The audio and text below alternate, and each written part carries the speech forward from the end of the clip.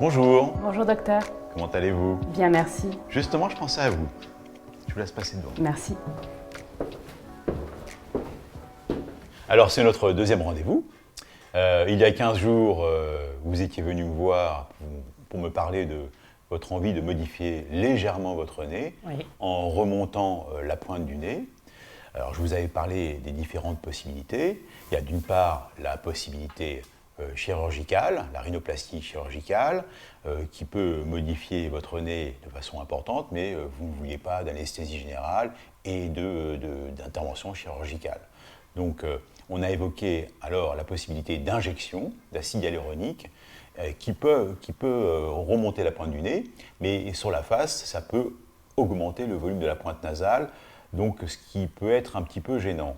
Et enfin, on a évoqué la possibilité de fils tenseurs qui ont l'avantage de pouvoir remonter la pointe du nez sans augmenter le volume, et ça sous anesthésie locale avec une procédure très légère.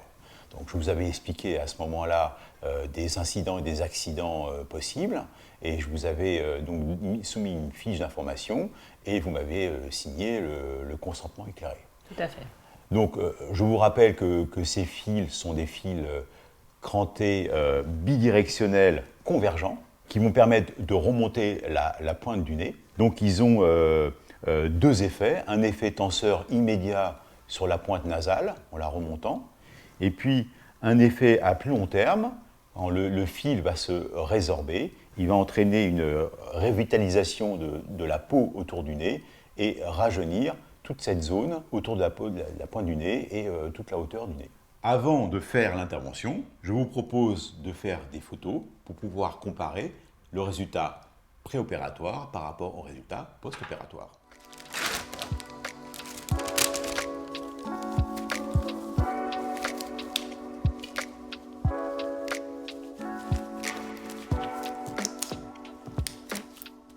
Alors Linda, vous vouliez qu'on vous remonte la pointe du nez. Ben, écoutez, la mise en place des fils tenseurs nose de chez Relife sont parfaitement indiqués parce que ça aurait le double effet de remonter la pointe nasale et également de raccourcir le nez. Et ça permettra également d'ouvrir l'angle entre la lèvre et le nez. Donc nous allons procéder à la mise en place de ces fils sous anesthésie locale tout de suite. Alors, pour poser les fils nose de chez Relife en toute sécurité, il faut bien avoir en tête les repères anatomiques principaux et les risques qui sont les risques vasculaires.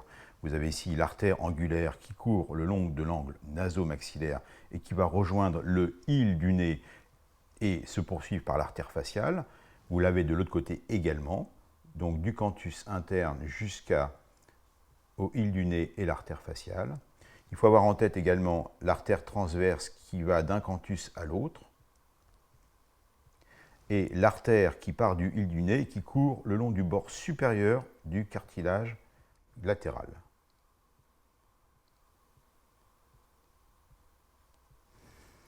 Il faut également matérialiser le bord inférieur du cartilage alaire des deux côtés. Ce qui permet tout de suite de repérer le dôme, c'est-à-dire la partie la plus avancée du cartilage alaire des deux côtés.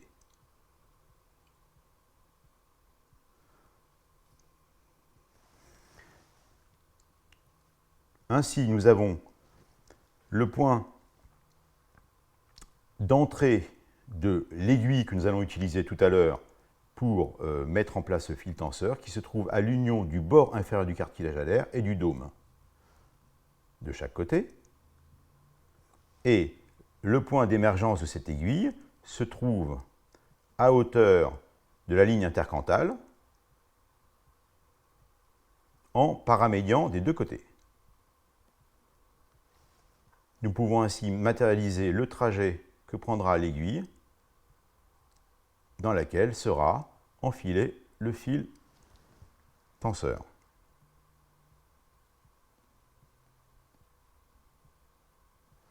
Donc, 2 points d'entrée pour l'aiguille, 2 points de sortie en paramédian. Alors, nous allons procéder à l'anesthésie locale avec de la xylocaïne adrénalinée 1%. Sur les 2 points d'entrée de l'aiguille. Alors ça va piquer un tout petit peu. Il suffit de mettre vraiment une toute petite dose, juste de quoi faire blanchir la peau. Ça va? C'est un petit peu douloureux.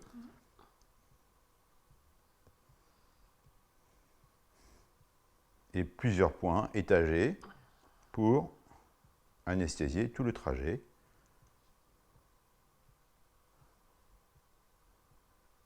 De l'aiguille qui va porter les fils tenseurs.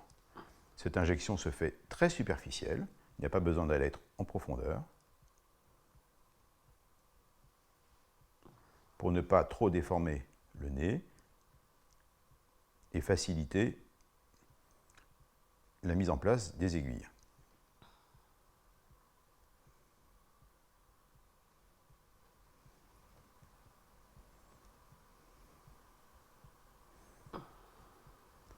À ce stade, une anesthésie tronculaire n'a aucun intérêt parce que le 5-2 est un peu trop loin et on est sur la ligne médiane. On risque d'être déçu de l'anesthésie tronculaire. Et là, on laisse agir bien 10 minutes, le temps que la vasoconstriction se fasse, en sachant que le nez, ça saigne quand même un petit peu. Nous allons donc mettre en place les aiguilles qui vont conduire les fils crantés du bas vers le haut. Donc le point d'entrée est au niveau du dôme, entre la peau et le plan cartilagineux, en mettant le biseau vers le bas.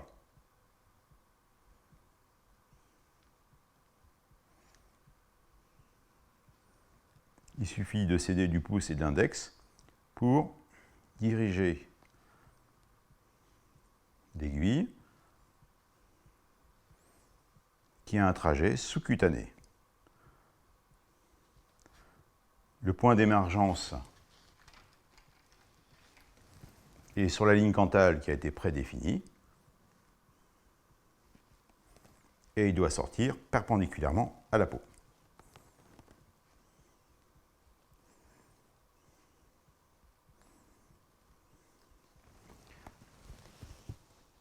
Nous allons faire la même chose de l'autre côté.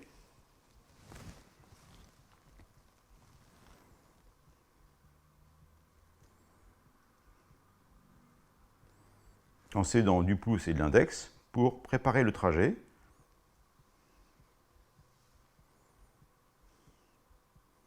Et en gardant un plan sous-cutané strict. Toujours avec l'idée de sortir perpendiculaire à la peau.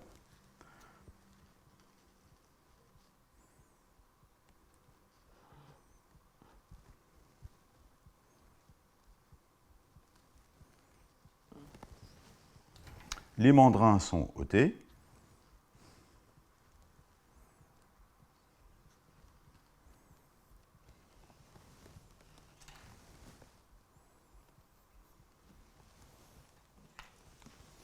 Et les fils qui font 9 cm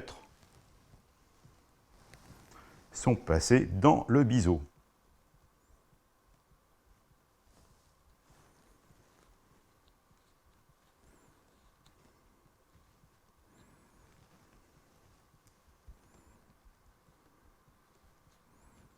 C'est une phase un peu délicate.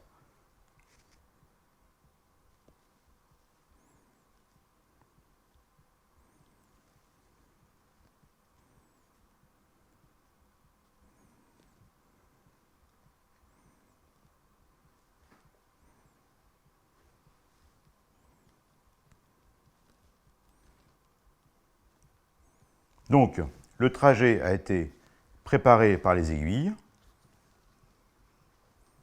Il suffit de tenir solidement les fils tenseurs à l'extrémité supérieure et de faire glisser les aiguilles qui vont naturellement faire sortir les fils à l'extrémité inférieure.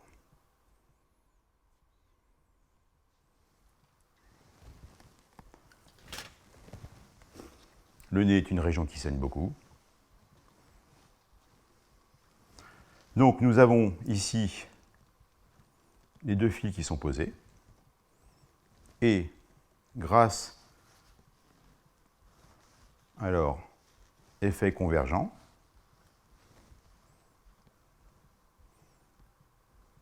nous allons pouvoir procéder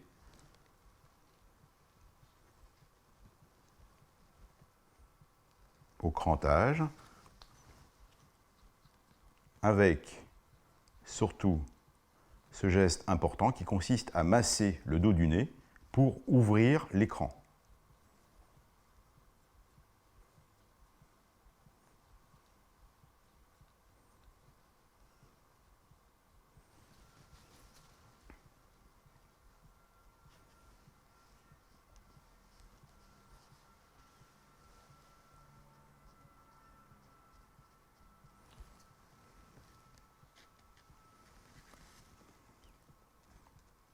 Il ne faut pas trop serrer trop fort.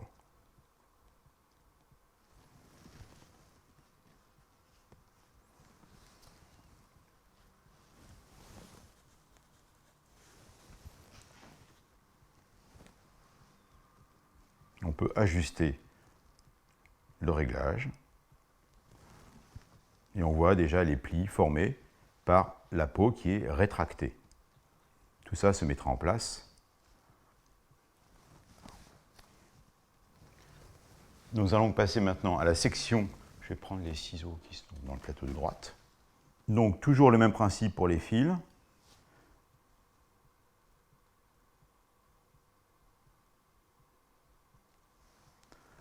Repousser la peau le plus loin possible.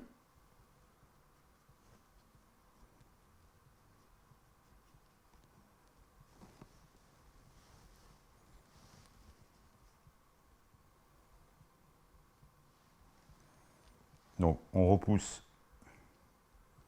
la peau vers le bas et on incline les ciseaux.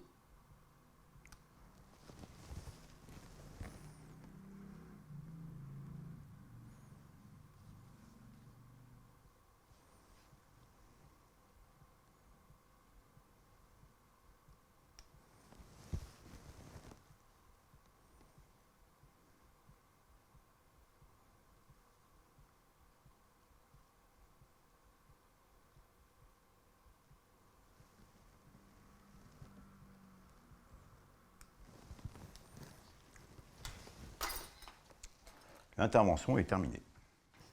Donc, on constate d'emblée une remontée de la pointe du nez et un effet comblement de toute la région du dorsum par la présence des fils.